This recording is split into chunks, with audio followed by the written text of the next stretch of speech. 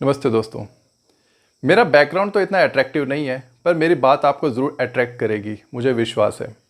ये बात है महाभारत समय की, जब महाभारत का युद्ध चल रहा था। महाभारत के युद्ध में ये रूल था कि जब सूर्य अस्त हो जाता है तो कोई किसी पर हथियार नहीं चलाएगा, तो यानी कि युद्ध विराम हो जाता था। ऐसे ही एक युद्ध विराम हुआ और एक संध्या को अर्जुन को ख्याल आया कि मैं युद्ध भूमि में जाकर देखूंगे वहाँ के क्या हालात हैं। वो गए, उनके साथ भगवान श्री कृष्ण भी गए। सब और कौरवों पांडवों की तरफ से जो सैनिक लड़े थे, जो वीर योद्धा थे, उनकी लाशें गिरी पड़ी थी, अंग कटे हुए थे, खून ही खून था। वो देखकर बड़े दुखी हुए, बड़ी सोच में पड़ गए। तभी वहाँ पर एक भिखारी आता है, उनसे कुछ खाने को और कुछ द्रव्य की मांग करता है। अर्जुन कहते कि मैं तो इस समय युद्ध भूमि में खड़ा हूँ, मेरे पास ना तो इस समय भोजन है और ना ही द्रव्य है आपको देने के लिए, और ना ही मैं जानता था कि आप आने वाले हैं। तो आप ऐसा कीजिएगा कि कल इसी समय में आप जिस स्थान पर मैं रह रहा हूँ वहाँ पर आइएगा, मैं आपकी पूरी सहायता करूँगा। अर्जुन की ये बात सुनकर भगवान श्री कृष्ण हंस पड़े। अर्जुन ने उनसे पूछा, केशव आप क्यों हंसे? तब श्री कृष्ण ने कहा कि ये व्यक्ति तुमसे सहायता मांग रहा है और तुम इसे कह रहे हो कि कल आना। हे अर्जुन, क्या तुम जानते हो कि कल तुम यहाँ होगे, इसी समय पर इसको मिलोगे? ये तुम कैसे पक्के तौर पर कह सकते हो? क्या तुमने आने वाला कल देखा है? अर्जुन ने कहा नहीं।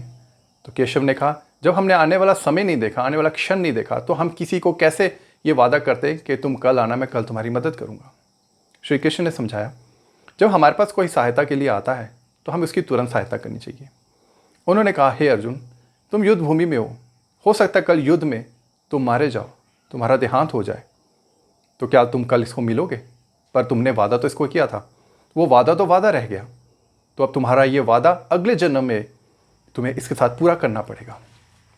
तो दोस्तों, भगवान श्री कृष्ण ने बहुत ही क्लियरली इंडिकेट किया है कि अगर आप किसी से कोई प्रॉमिस करते हैं तो उसको पूरा कीजिए, जितनी जल्दी हो सके तो उसी दिन, वरना मत कीजिए।